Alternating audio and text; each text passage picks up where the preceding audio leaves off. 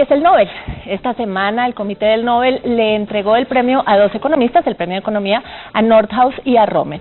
Ambos, digamos, reconociendo que hay fallas en el mercado que se tienen que reconocer, integrando a los modelos temas de cambio climático y naturaleza y de conocimiento y tecnología. Vamos a explicar por qué son relevantes y por qué son importantes para muchos temas que discutimos hoy en Colombia. Para discutirlo tengo 4 invitados maravillosos. Tenemos a Germán Romero, que es coordinador del Estudio de Impactos Económicos de Cambio Climático en el Departamento Nacional de Planeación, a Elena García, vicepresidente general del Consejo Privado de Competitividad, y ya digo que me toca tenerla en la nómina porque la estamos invitando bastante, a José Leibovich, que es economista y ex subdirector del Departamento Nacional de Planeación, y a Santiago Saavedra, profesor de la Universidad del Rosario. Bienvenidos todos. Gracias. Santiago, empecemos un poquito por describir por qué Nordhaus y Romer y por qué son tan relevantes en este momento. Bueno, los dos empiezan a mirar que los mercados no funcionan perfectos y ambos atacan lo que se llaman externalidades, que son daños que causamos que no estamos pagando en el precio. En el caso obvio del cambio climático, tú manejas tu carro, tú te comes una hamburguesa, hay unas emisiones, pero tú no estás pagando por el daño que causan estas emisiones. Entonces, Nordhaus dice tenemos que tener en cuenta en esto, como con un impuesto, y eso logrará que equilibremos lo que consumimos con los daños que causamos. En el caso de Romer, es lo que se llama una externalidad positiva. Cuando yo me invento una idea, la podemos compartir con todos, pero no todos me están pagando por mi idea, entonces el Estado es subsidiar, porque en este caso es algo bueno, entonces queremos que haya más de estas externalidades, por eso los dos coinciden en este mismo premio. Ambos llevaban un rato en fila para el Nobel, ninguno fue, digamos, una noticia demasiado sorprendente, sí quizás que se la dieran juntos. ¿Por qué son tan importantes en este momento, José? ¿Por qué se lo habrán dado este año? Bueno, siempre la cola de los posibles candidatos a ganarse el Nobel es enorme. Quizá pienso yo que particularmente en el caso de Nordhaus, siempre el Nobel tiene algo político de por medio o detrás de ello, y me parece que el tema del cambio climático y de la encrucijada en la que está el planeta hoy en día al respecto puede ser un buen tema de discusión, de traer a la agenda el tema de estas externalidades negativas que genera las acciones que individualmente hacemos. O sea, hay un comportamiento oportunista de países o de industrias o de sectores, y el mundo, para ponerse de acuerdo, a pesar de los esfuerzos de la cumbre de París en el 2015, la verdad es que somos bastante escépticos de que podamos llegar a un arreglo global, que ese es el problema. Entonces, me parece que traer esta discusión a través del Nobel de Nordhaus me parece óptimo. Un buen momento. Elena, ¿y qué tanto esta discusión se está dando en Latinoamérica? ¿Sí, ¿será que esto ayuda a empujar los temas y la relevancia del cambio climático y la innovación en Colombia, por ejemplo? Pues yo creo que puede jugar un rol, definitivamente, pero no es por el Nobel que se van a conocer estas ideas. O sea, pues tanto las ideas de Romer como las de Nordhaus ya son bien conocidas. La propuesta de Nordhaus del impuesto al carbono global como la medida que se necesita para hacer frente al cambio climático, pues hay países que lo han ido adoptando. Colombia avanzó en eso, hay otros países de la región como México. Pues pudiera ser, ¿no?, que este sea como el estartazo para que otros lo adopten, pero yo también creo que el Nobel pues resuena mucho, pero el Nobel de Economía no sé qué tanto se puede volver política pública generalizada.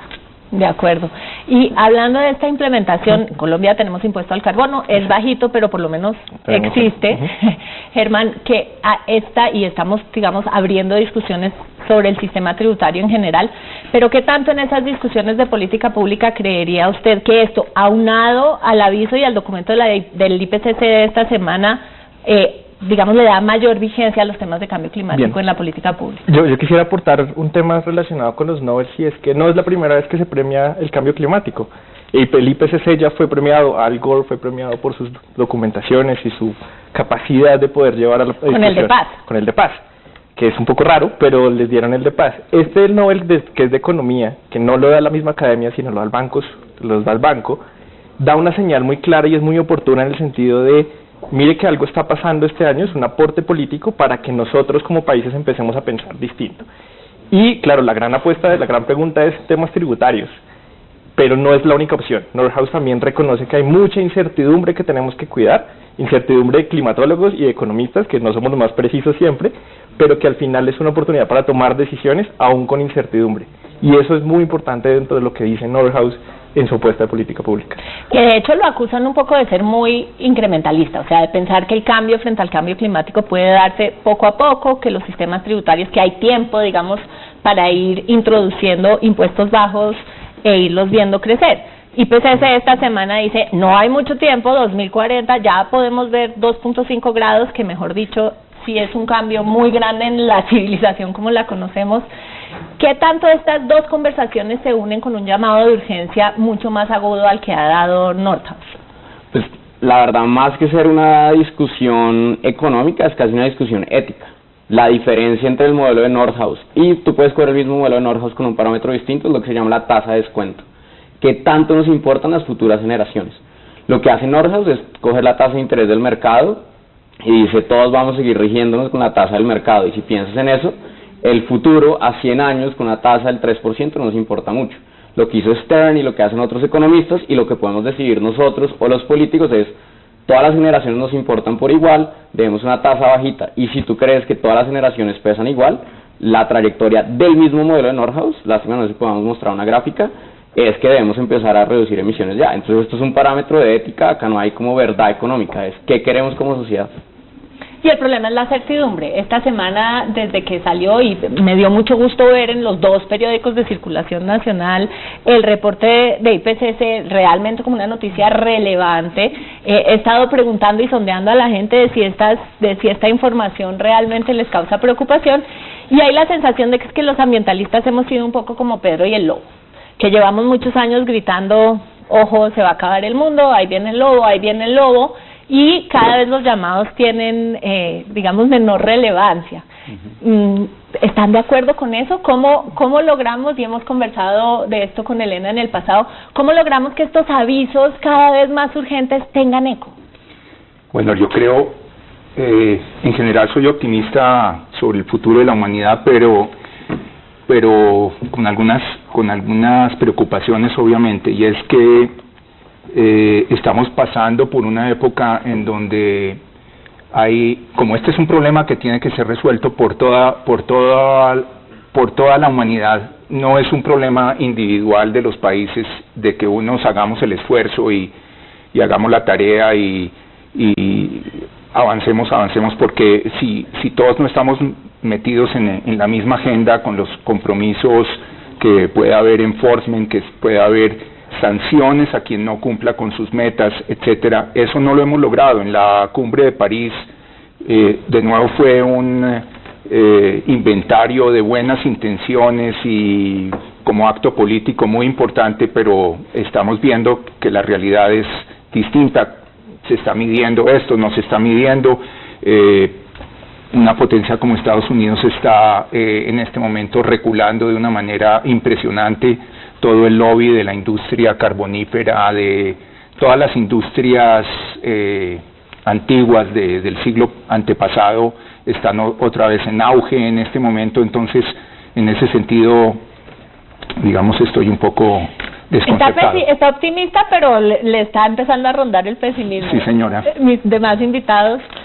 Nordhaus tiene una historia muy interesante y le preguntan que si él está asustado. Y él dice, no, en realidad yo me asusto cuando veo al ejército. Yo lo que me da un poco de ansiedad es en el momento en que no estamos tomando decisiones. Y él hace bulla, él hace ruido, solo que es un académico, escribe papers que solamente leen los académicos, y la magia fue más adelante cuando Stern lo contrata al banco y le dice, oiga, dígame cuánto me cuesta la economía, y alguien preguntó, ¿cómo así que la economía? Explíqueme qué significa eso. Y ahí es donde empezamos un poco a cambiar el discurso de tal vez un poco ambientalista, a irnos a decir que es un problema de desarrollo y de económico.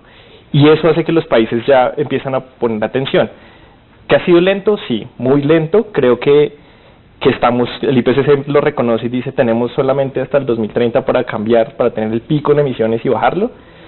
Y en realidad estamos yendo muy despacio para lograr eso, lo cual nos pone en un escenario un poco no tan optimista, pero pues siento que esta generación que tiene un poquito más de sensación y más de feeling puede llegar a cambiar esas esos comportamientos al menos. Sí, yo creo que el gran aporte de Nordhaus es empezar a hablar de esto en términos económicos. Uno, pues porque es un lenguaje que pueden entender los tomadores de decisión mucho mejor a veces que lo que pueda decir un biólogo o un físico atmosférico o cualquier científico o así. Sí. Ahora, creo que hay un reto importante y es justamente este es un tema de incertidumbre y todos los modelos que hemos tenido, todos los reportes del pasado, pues es con un grado de incertidumbre todavía grande y conforme vamos teniendo más información ya real de qué está pasando con la atmósfera, con los polos, con distintas dinámicas que no hemos acabado de entender del todo y damos esa nueva información, o sea, a los seres humanos nos cuesta mucho actualizar la nueva información, o sea, en el modelo económico supuestamente eso es como inmediato y uno rápidamente se mete al actualiza pues la nueva información y eso no es así, entonces es como, bueno, sacaron ese reporte y no era tan grave y esto era el 2100, claro, ahora sale un reporte y dicen, no es cierto, esto no va para el 2100, en el 2040 vamos a empezar a ver unos efectos muy graves y tenemos que actuar hoy. Pero es como, no, pero que no habían dicho, sí. Y yo creo que es ahí lo que dices de Pedro y el Lobo, o sea, ¿cómo haces cuando es un tema de incertidumbre que como que no sabemos bien cómo procesarlo para comunicarlo mejor? Pero yo sí creo que eso es lo que te hace un impuesto. El modelo asume que yo no voy todos los días al supermercado y pienso, es que la carne contamina tanto, la gasolina tanto, el impuesto me manda esa señal. Y yo al ver que la hamburguesa es más cara, dejo de comer hamburguesa, al ver que la gasolina es más cara, dejo de usar tanto el carro y eso más transporte. Eso es la belleza del impuesto, transforme toda esta información en una sola señal. De acuerdo, pero, y esta es una discusión que hemos tenido repetidamente en el programa y que siempre llegamos a la misma conclusión. Desafortunadamente tenemos un Estado muy capturado y estamos viendo un gobierno en el que hay una altísima participación de los gremios, buenos, malos y regulares, digamos, ahí hay de todo, y son una representación legítima de las preocupaciones de los sectores económicos, pero el impuesto es exigente y por supuesto que el caso de los productores, por ejemplo, es que se van a perder empleos y que Colombia no está en la posición para poner la pobreza actual por encima de la pobreza futura. ¿Cómo abrimos esa discusión? Que tiene, por supuesto, una pata ética muy importante, ¿no?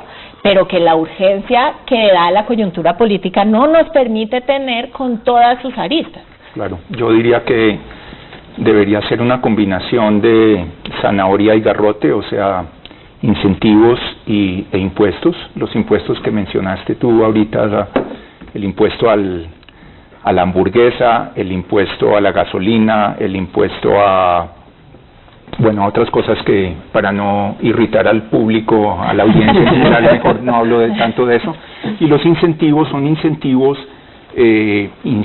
a la innovación, precisamente el otro Nobel que se gana Romer precisamente por la externalidad positiva de la innovación.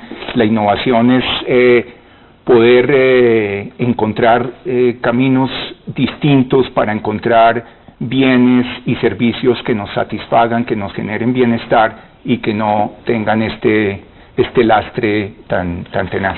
Sí, de hecho hay modelos económicos donde juntan las dos partes, o sea, ¿cuál es el efecto sobre la reducción en emisiones y sobre crecimiento económico solo de tener un impuesto al carbono o solo dar incentivos a la innovación? Y lo que encuentran es que cuando uno mezcla los dos instrumentos, o sea, tanto la parte de mandar esas señales a través de un impuesto, como esto tiene un costo para la sociedad y usted lo debería asumir, tanto premiar esas innovaciones, lo que se ve es un efecto menor en el corto plazo sobre el crecimiento, que esa es como la preocupación siempre, es como, pero pues vamos a tener un bajón en crecimiento y eso implica, o sea, no es un tema obviamente para las empresas, o eso es una preocupación, pero es una preocupación real social, ¿no? O sea, ¿qué pasa con la lucha contra la pobreza?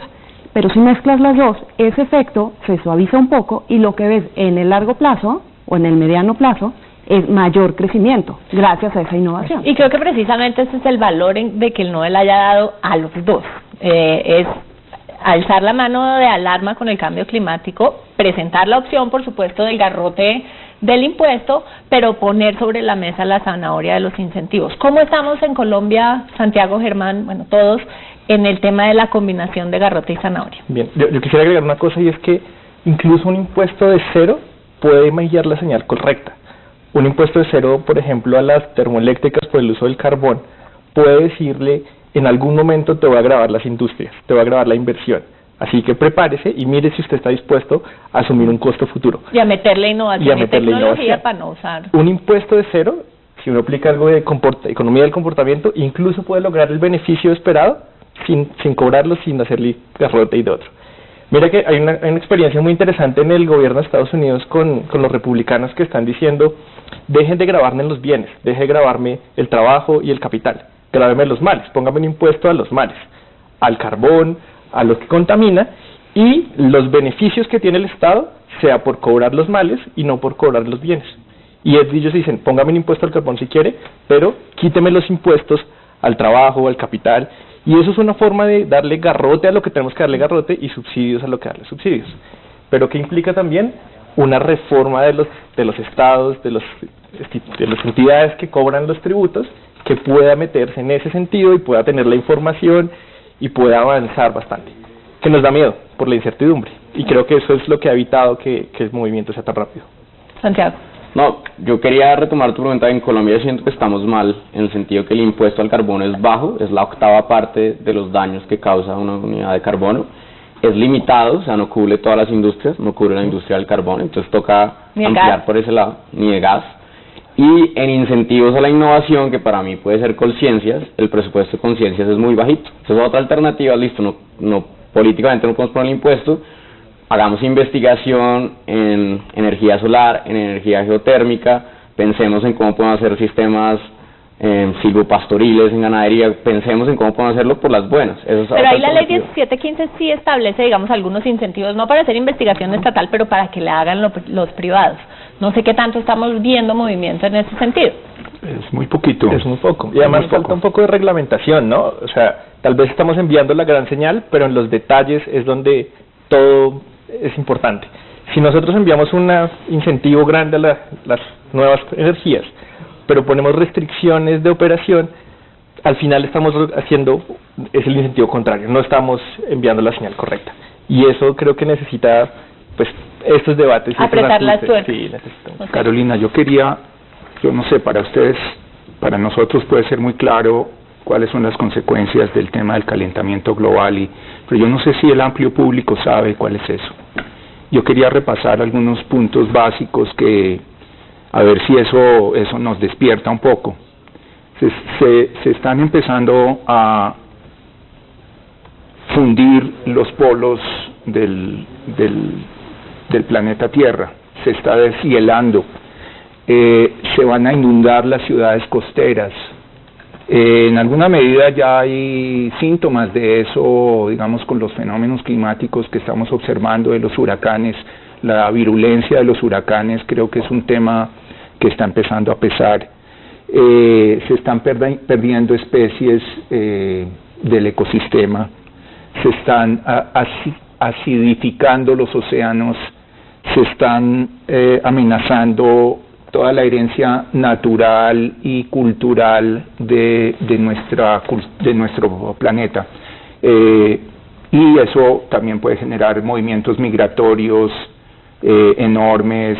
En fin, yo quería repasar eso porque a veces a uno como que se le olvida de qué está hablando cuando está... Y sobre todo volver a decir que la evidencia ya está ahí, no es algo que estamos diciendo que teórico. Va a pasar en el futuro. El 50% de la barrera coralina australiana se murió en 3 meses. Eso no había pasado en la historia que tenemos, digamos, escrita en la historia de la civilización. Y el informe dice que el 99% de los corales desaparecerían si no logramos reducir a 1.5.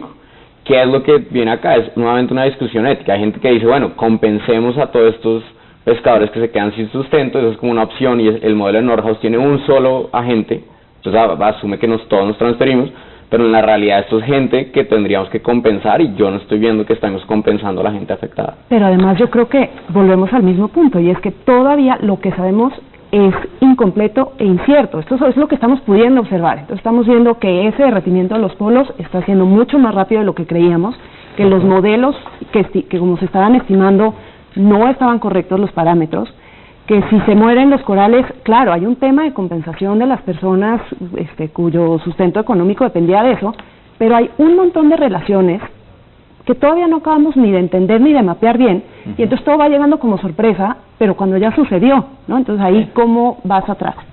Y yo creo que hay un tema importante, y por eso también vuelve a ser interesante que le den el premio a los dos, porque ha habido una discusión, algunos de los negacionistas, o no sé cómo llamarlos, dubitativos, que creen que puede sustituirse, o sea, que la acción decidida y radical para reducir las emisiones puede sustituirse con cambios tecnológicos, y que podemos sustituir tecnológicamente esos servicios o bienes ecosistémicos que perdemos. Los osos polares. Los coles corales. Y ahí, eso me ha sorprendido en Colombia, que se llaman a sí mismos no negacionistas, sino optimistas. El otro día tuvimos una discusión muy interesante, por ejemplo, con Jorge Humberto Botero, que decía, miren, esto es como Malthus. El tiempo le quitó la razón. Es decir, hay otras mezclas de intervenciones que acabaron solucionando el tema poblacional. Habla uno con los que estuvieron al frente de la lucha contra el crecimiento de la natalidad y dicen, mire, eso fue grave, grande, serio, el esfuerzo que hicieron instituciones como Profamilia para bajar la tasa de natalidad en Colombia de 5 a 1.8 requirió de mucho dinero y mucho tiempo. A veces parece que las cosas pasaron naturalmente. Entonces dicen, así como la población, y el Club de Roma tenía desde los 80 un aviso de que había que imponerle límites al crecimiento económico, que resultó no ser cierto porque la tecnología acabó solucionando esos retos. Lo cierto es que aquí no estamos viendo que la tecnología se acerque a solucionar la dimensión del problema que presenta el cambio climático. Hablemos un poquito de eso, en su opinión, ¿por qué no se sienten tan optimistas con el cambio tecnológico? Yo agregaría una cosa, y es, tal vez nos quedamos solo en la historia de reducir emisiones, es importante, y olvidamos todos los cobeneficios o todos los otros beneficios que hay adicionales. Y es, incluso cambiando, modificando o pensando distinto, de no solamente es un objetivo de reducir emisiones, sino de crecer, que sea amigable, que no contaminemos, podemos lograr un efecto muy parecido sin estar hablando del mismo tema. A veces, tal vez la discusión no es de cambio climático y 100 años, sino es de desarrollo a los próximos 15, no es contaminación global, es contaminación local, más sentida, para tratar de entender si así los comportamientos de las empresas o de las empresas cambian. Y eso es lo que está pasando en China. China empezó a reducir polución local, porque ahí sí uno veía a la gente con máscaras, y como co-beneficio de eso también está reduciendo las emisiones de gases de efecto invernadero. Entonces podrías empezar por ahí. Tenemos miedo, no estamos seguros de si es bueno o no. Seguro, quitar el Transmilenio de diésel nos va a mejorar la salud de la población bogotana mañana. Entonces hagamos esta inversión pensando en lo local, que tiene co-beneficios en lo global. Pero fíjense que ahí es donde, porque en política pública hablamos mucho del problema de los silos, de que cada sector piense y haga política pública por su lado. El tema de Transmilenio es mi favorito para hablar de los problemas de los silos, porque es imposible justificar un cambio en transporte por costos a salud. Nuestro Estado no está diseñado para hacer eso, y uno diría, la gente pensante podría salir de los silos, pero la Contraloría y la Procuraduría, y no hemos podido ver ese cambio. Entonces no sé qué hace uno para empujar, es decir, ¿qué tan mala idea es tener aire limpio? No es mala idea, no es un tema de cambio climático, pero ¿qué creen que podemos hacer? Nos quedan unos segundos antes del corte para impulsar ese pensamiento complejo. Yo creo que yo estoy de acuerdo con ustedes en que toca trabajar en lo local, el tema del reciclaje, hay tantas acciones de cultura ciudadana que se pueden ir haciendo, obviamente no solo la cultura ciudadana al estilo Mocu, sino que con Garrote también, y el Estado comprometido, en donde esta misión de crecimiento verde creo que tiene algunas líneas de trabajo que son muy promisorias, y yo creo que eso es lo que tenemos que hacer. Volvemos entonces, después del corte, a hablar específicamente de esos cambios que podemos ver ya en este gobierno en los próximos meses para avanzar en estos temas en el país. Ya volvemos.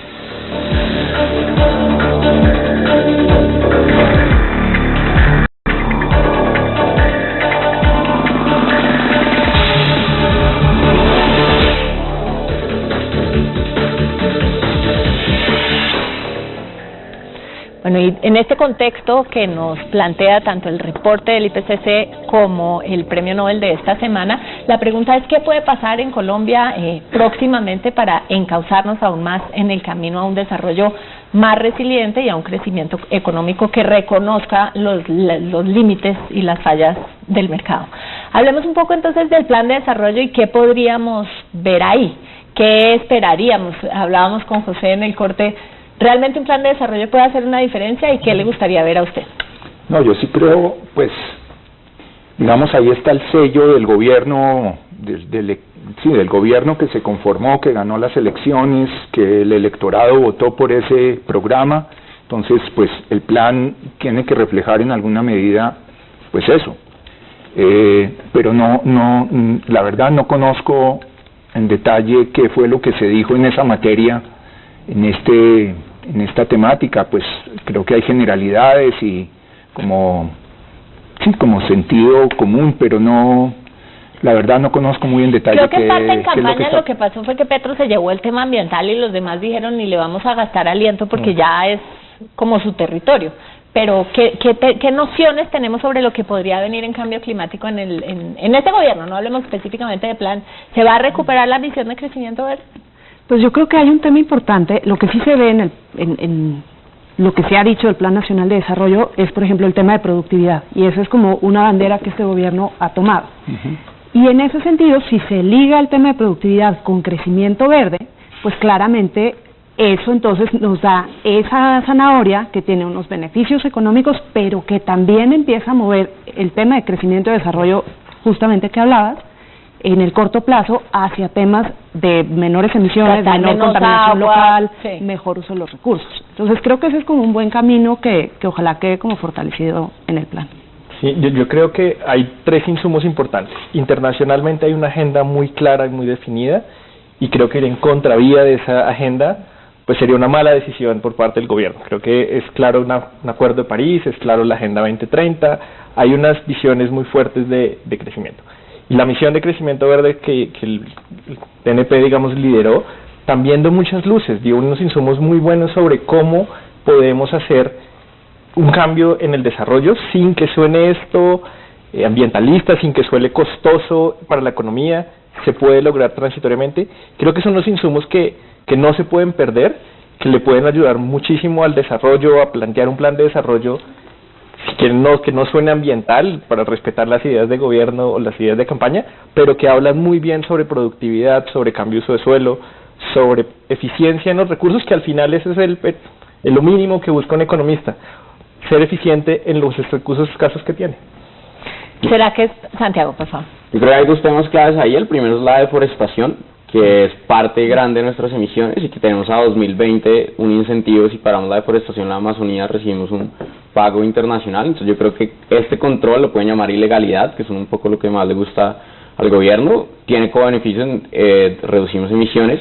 Y el segundo, el nuevo ministro de Comercio, que era el rector del Rosario, habla mucho de turismo, nuevo petróleo. Entonces, si logramos cambiar el sistema productivo del país para que dejemos de depender tanto del petróleo, que es lo que nos da ingresos tributarios, y de verdad hacemos turismo que emplea más en las regiones más apartadas, esas podrían ser 2 señales desde el punto de vista de lo que ellos han hablado, que pueden tener importantes beneficios acá. Sobre eso, sobre parar la deforestación, definitivamente tiene que haber un plan muy concreto, muy en el territorio de desarrollo rural para las comunidades. De lo contrario, es decir, esto no es un tema de garrote y de ejército es demasiado, es imposible pensar que la deforestación se va a parar de esa manera.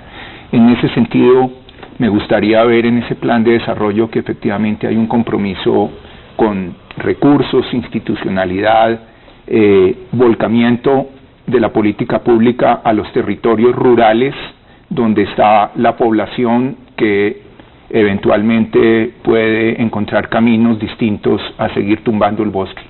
Y en eso me ha sorprendido mucho que lo que parece traer este nuevo gobierno es una discusión que venía desde antes, no es para nada nueva, pero con mucha fuerza, y es la de invertir en bienes públicos. Bienes públicos para el desarrollo rural. Volvemos al tema de la captura. Si uno deja de repartir subsidios, el paro cafetero, bananero, papero de todos los sectores no demora. Pero ¿ustedes creen que esté lo suficientemente claro el argumento, por ejemplo, con los sectores para que porque gran parte de los temas de cambio climático pasan por mejores bienes públicos? ¿Esto se logrará? Pues ojalá. O sea, hace 2 años sale la política de desarrollo productivo que justamente plantea eso, ¿no? O sea, hace todo un recuento de qué puede servir para ese desarrollo productivo, donde entran temas de desarrollo rural, y es, deberíamos enfocarnos a bienes públicos para los sectores, y si vamos a hacer incentivos directos, debería ser para todo el mundo, porque el gobierno es muy malo escogiendo sectores y no queremos que haya captura, fantástico. Ahora, ¿cuál es el reto? Empezar realmente a cambiar los instrumentos existentes, a pasar de un subsidio sin ningún tipo de compromiso de a la rendición exención de del IVA en los cuentas agroquímicos, a un tema de bienes públicos. Y aquí hay un tema importante, volviendo a estos tres como pilares de gobierno, donde si uno piensa que si yo le doy unos apoyos directos, o sea, un subsidio a un sector en vez de un bien público, eso va en contra de la equidad.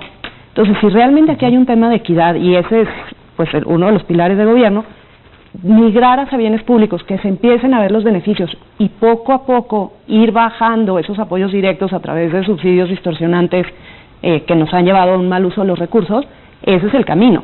Pero pues hay que empezar ya. Sí, de hecho, mira que el presidente tiene esa narrativa cuando él dice que los temas ambientales deben ser un activo y dejar de ser un pasivo, como se ha visto históricamente. Pareciera que él está pensando en eso, él está pensando en un bien público, y si lo podemos nosotros desde planeación, digamos, tratar de entender cómo convertir la naturaleza no solo en paisaje, sino en un bien público que también hace parte de las necesidades mínimas, pues podríamos llegar a entender también cómo los efectos distorsivos de los impuestos o de los subsidios pues pueden ir en contravía. Y ahí hablábamos de la importancia de que las medidas para controlar temas como el cambio climático y la contaminación no afecten el empleo en un momento en el que claramente hay la necesidad de crear cada vez más empleo formal. ¿Cómo funcionaría un esquema que no fuera amenazante con el empleo, Santiago? Pues lo que hay que tener claro es que sí va a haber una reducción en el empleo minero, los mineros de carbón se les va a dar comprometido el trabajo. Lo que hay que pensar es no se redujeron tantos empleos en carbón, sino es pensar en el neto. Y lo que hizo California fue transferir un poco de trabajos del sector minero al sector de instalación de paneles solares. Entonces lo que hay que ayudar es al ser humano, pues al trabajador, a hacer esta transición de un sector a otro. Y ahí es donde uno, pues, si diseña programas de transición, yo creo que no deberíamos tener esa preocupación. Y ahí lo que estamos viendo en el territorio es que eso no es difícil, porque nuestras minas de carbón más grandes, por ejemplo, están en La Guajira, donde uno sí podría tener energía eólica y solar sin mucho problema, Elena. No, que de hecho la misión de crecimiento verde, uno de los estudios que tenía era qué necesidades hay de capital humano o de trabajo para esos nuevos sectores. Y ahí salen una serie de recomendaciones de en qué deberíamos estar pensando para lograr que los trabajadores pasen de sectores o de industrias tradicionales a estos nuevos sectores que, si se dan los incentivos correctos, pues pueden generar mucho más empleo o sustituir los empleos que se pierdan. Eso suena muy complejo, pero en la práctica no ha sido tan difícil en lugares como California y en muchos otros, ¿cierto? Eso es, pues la gente está buscando buenos empleos. Hay que abordar el tema de la regulación del sector energético para dar pasos en esa dirección, porque entiendo que hoy en día la CREC y su esquema, que fue muy exitoso desde los 90 cuando se estableció, hoy en día, digamos, está en un inmovilismo alrededor de, yo no soy experto en el tema, pero tengo entendido que hay que hacer unos ajustes importantes para que haya incentivos claros para el desarrollo de paneles solares, de energía eólica, etcétera. Hoy en día hay una gran resistencia de las grandes empresas que manejan las hidroeléctricas para moverse hacia estas nuevas energías. Yo creo que hay un tema clave, y volviendo al Nobel, entonces justamente lo que plantean tanto Nordhaus como Romer es resolvamos esas externalidades, tanto negativas como positivas, porque hay fallas de mercado, pero tomar en cuenta que a veces hay fallas de política pública, donde estamos metiendo distorsiones. O sea, el mercado podría funcionar y dar unos resultados eficientes, pero a través de malas señales de mercado, mala regulación, subsidios, lo que estamos haciendo es de hecho generar distorsiones y llegar a malos equilibrios. Entonces, lo primero que hay que hacer, pues no lo primero, pero de manera paralela, sería revisar esos instrumentos de política y empezar a quitar distorsiones que se han generado, que eso a veces puede ser hasta más difícil que un impuesto global al carbono, pero pues hay que caminar. Pero mira que para eso necesitamos mucha información y necesitamos gente haciendo modelos de Nordhaus en Colombia y escribiendo cosas de Nobel. Santiago, me alegra que ya esté nuevamente en Colombia y esté trabajando en estos temas, pero durante mucho tiempo el DNP estaba un poco solo e aislado en el tema de modelación y en temas de poder entender cómo los incentivos podían funcionar. Y era un poco triste cuando nosotros íbamos hacia las universidades a buscar y no encontramos nadie que estuviera hablando de estos temas. Nos sentíamos un poco aislados, que el avance en conocimiento viniera desde la entidad pública. Es muy bueno porque le da información directa al gobierno, pero es muy malo porque necesita uno construir sobre muchas interdisciplinaridades. Y parte del premio Nobel fue eso, fue poder premiar a un economista que mezcla con físicos, que puede hablarle con ambientólogos, que puede hablar con climatólogos y que al final logra todo traducirlo a temas económicos. Y esa conversación ciertamente cada día es más fácil, ¿no? Hablar de estos temas, no sé, yo llevo 20 años trabajando en estos temas y antes sí éramos como marcianos en la mesa con discusiones éticas, abrazando árboles y defendiendo al paisaje, pero ustedes están viendo cada vez mayor facilidad. De hecho, gran parte del pensamiento en estos temas en Colombia se está dando en las facultades de Economía y de Administración. Pues yo creo que hay que entender dos cosas. La primera es la parte cuantitativa y monetaria que te da la economía, que es un poco lo que mueve más a la gente. Cuando decimos van a desaparecer los polos, a la gente no le causa tanta alerta. Cuando le decimos esto te va a costar 5%, la gente ya se empieza a asustar. Y lo otro ya es esa mentalidad de que hay que superar estas barreras de esta es mi facultad y seamos todos interdisciplinarios y hablemos constantemente, que es la mejor forma de integrarse. Así son todos los trabajos que hoy en día se están reconociendo, es juntarnos todos y poner el pensamiento juntos. Yo ahí tengo siempre la duda de si no sonamos tanto a Pedro y el Lobo con el tema del cambio climático, porque pocas ponemos soluciones prácticas sobre la mesa a las personas. Porque uno habla del plan de desarrollo, todo eso se siente, o de un marco tributario diferente, y suena muy lejano y en manos de unos pocos. Pero ¿cuáles son esos cambios que vemos que sí podrían empezar a hacer los individuos y que sumarían diferencias? ¿Qué llamarían ustedes a la persona a cambiar mañana haciendo mercado o poniendo gasolina o comprando carro? No, hay cosas muy concretas. Por ejemplo, hubo hace no mucho tiempo ya un cambio tecnológico importantísimo, y es que la iluminación, los bombillos en las casas, hoy en día ya los bombillos de última generación son tremendamente duraderos, iluminan muy bien y consumen muchísima menor energía de los anteriores. Yo no veo ninguna campaña ni de nadie, ni de la empresa generadora de energía, ni de la distribuidora, ni de la ciudadanía, ni de la alcaldía diciendo vamos a cambiar todos los bombillos de todas las viviendas de la ciudad o del país y con eso nos vamos a ahorrar tanta cantidad de... Eso es un ejemplo concreto de la vida cotidiana. El tema del impuesto simbólico a las bolsas plásticas me parece que ha sido interesante. Yo creo que eso se debería profundizar. Eso es otro ejemplo, digamos, de la vida cotidiana. Santiago tiene una y ahorita volvemos. Yo quiero decir que las que está diciendo José son muy bonitas, pero la verdad impactan muy poco. Entonces hay que ir como por los cambios grandes, y los estudios ya mostraron los impactos más grandes es tener hijos, o sea, cada persona trae muchas emisiones, y el segundo es los vuelos en avión. Entonces si uno lograra, es difícil dejar de viajar a visitar a la familia o ir a una reunión, pero entonces compensar, uno puede plantar árboles, hay muchas compañías en internet, uno dice voy a volar a Cartagena y pago 40.000 pesos para que siembre un árbol en el Bichada. Esa es una opción que está pasando hoy en día. Esas son como las dos medidas grandes de pensar para reducir. Y hay una más que puede ser grande, y es el tema de la carne, ¿no? En un país productor y consumidor de mucha carne, digamos, aquí comer una comida sin proteína animal le parece a uno rarísimo, pero ir reduciendo el consumo de la carne podría ser... pues la historia es que si toda la humanidad se volviera vegana bajaríamos 25% nuestras emisiones. No creo que estemos en disposición todos de volvernos veganos, pero sí bajar el consumo de carne roja. Pero además, y volvemos al tema de los cobeneficios, o sea, cada día está más probado que el consumo de carne roja tiene impactos sobre la salud importantes. Claro. Entonces, reducir el consumo de carne roja no solamente ayuda al planeta, pero también reduce el riesgo de un montón de enfermedades en la edad adulta. Espero la llamada de Fedegan y con gusto correo. ¿Qué otras medidas? No, yo creo que José decía un punto muy importante, y es los impuestos simbólicos. Y miren que hay un impuesto simbólico, hay impuestos de ceros, y todos estamos diciendo pueden ser señales para cambiar el comportamiento. La educación es un tema que mismo Paul Romer con el paper de Lucas dice, eso es lo que genera crecimiento.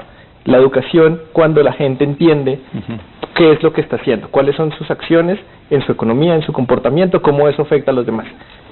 Miren qué sencillo, pero llevamos con el tema de la educación mucho tiempo. Tal vez es la forma en que estamos contando, en la forma en que estamos hablándole a la gente, que no es la correcta. Tal vez en realidad lo que necesitamos es nuevos periodistas, más personas, más formas de comunicar distinto que logren ese. Los maestros desde la primera infancia, en los jardines, en la educación pública, primaria, secundaria, después están formándose o estamos formándonos como maestros para este nuevo paradigma, digamos, en el que estamos. Creo que en ese campo hay mucho por hacer. Creo que en la educación privada ha habido muchos avances y todo el mundo le dice a uno, no, mi hijo es el primero que me regaña si no apago la luz, o si no sé qué. Sí. Pero creo que meterlo en el currículo de la educación pública, por ejemplo, le falta un trecho. ¿Santiago tenía algo? No, ¿sabes qué es importante? Perdón, ya. Una cosa que decimos siempre es, pues no usar tanto el coche, y de hecho es muy bueno, y volvemos al tema de bienes públicos. En Bogotá, los últimos 5 años tal vez, ha habido un incremento muy significativo de personas que se mueven en bicicleta. Entonces, esa es una, y otra importante es no solamente cómo me muevo yo, sino cómo se mueven las cosas que yo consumo. Entonces, si yo lo que estoy comprando en el supermercado es fruta que viene de Nueva Zelanda, esos son emisiones. Entonces, si yo puedo comprar otra fruta que se produjo en Colombia mínimamente y cerca de Bogotá mejor, esa es otra manera que muchas veces no pensamos. O sea, pensamos, no, pues es fruta, es súper sano. Y eso también pues, está mejorando. No sé si lo han visto en temas de pesca. La información al consumidor en este país ha sido tradicionalmente terrible, y he hablado sobre esto en el programa varias veces, pero poco a poco en pesca hemos mejorado mucho, en fruta nos hace falta más información. Germán tenía un comentario y José una pregunta que estoy segura nos va a abrir otra arista. Sí, quería decir una cosa pequeña, y es, cuando ocurrieron los procesos posguerra, los países estaban deforestados porque todos tuvieron que coger toda la madera para generar carbón, para generar energía, para producir sus armas. Y la forma en que reforestaron fue en los colegios, dándole la posibilidad de que cada niño fuera dueño de un árbol. Y entonces era, oiga, ese árbol es mío, así que por favor no toque ese lugar, no lo siga deforestando, protéjalo. Porque era mi árbol, yo fui y lo cultivé. Y fue un acto simbólico que al final todos los colegios tuvieran un árbol, cada niño, y inmediatamente generó un impacto colectivo de protejamos porque fueron nuestros árboles que cultivamos, y la deforestación cambió todo. Miren ahí tenemos retos tremendos, porque entonces aquí resulta que uno no puede... O sea, en la posguerra uno podía poner pinos donde quisiera y podíamos llenar la sabana de Bogotá de pinos que acabaron con el monte. Pero bueno, hay que tener algo, no todo pueden ser peros. O sea, quería decir sobre la pesca, puede terminar trayendo peores emisiones, porque si lo que hacemos es volar aviones del Chocó a Bogotá todos los días, porque vamos a dejar de comer carne y vamos a comer pescado, pero le sumamos las emisiones del avión. O sea, hay como que pensar todo esto bien, porque a veces uno como que se da el contentillo en la cabeza, estoy siendo ambiental, pero últimas termina siendo peor. Dificilísimo, porque lo que pasa es que le vamos poniendo tantos peros. Por ejemplo, lo de las bolsas, resulta que al haber eliminado el uso, o digamos que haya bajado tanto el uso de las bolsas blancas de supermercado, está subiendo mucho el de bolsas negras, que son mucho más difíciles de procesar. Digamos, las bolsas blancas pues se pueden tardar un par de cientos de años, pero al final se me fue la palabra, se degradan. Y las bolsas negras se demoran 2 millones de años. Entonces ahí también, pues hay que intentarlo. Está mejor concientizar a las personas sobre el uso del plástico, por supuesto. Si después toca o ponerle un impuesto superior a las negras o ver cómo lo movemos, pues probablemente va a tocar. José, la pregunta. No, es que yo me quedé pensando sobre lo que dijo Santiago en relación con lo de tener menos hijos, que me parece muy, muy importante. De hecho, pues en el pasado vivimos ya una revolución, tú lo comentaste, todo el esfuerzo de Profamilia y de la educación laica y de ser mucho más conscientes sobre ese tema. Y creo que, no, mi pregunta es, ¿qué hacemos en esa materia hoy en día? Es volver a la educación. O sea, los estudios muestran como si tenemos a las niñas en el colegio, es menos probable que terminen embarazadas en casos no deseados. O sea, es todo esto como va conectando, y a lo mismo que entren al mercado laboral y que se haga una decisión consciente. Ya se me olvida las cifras, espero no decirla mal, pero creo que el 40% de los hijos no son planeados. Entonces volvemos al tema de educación en el colegio y educación sexual. O sea, hay que tomar todos estos temas y conectarlos.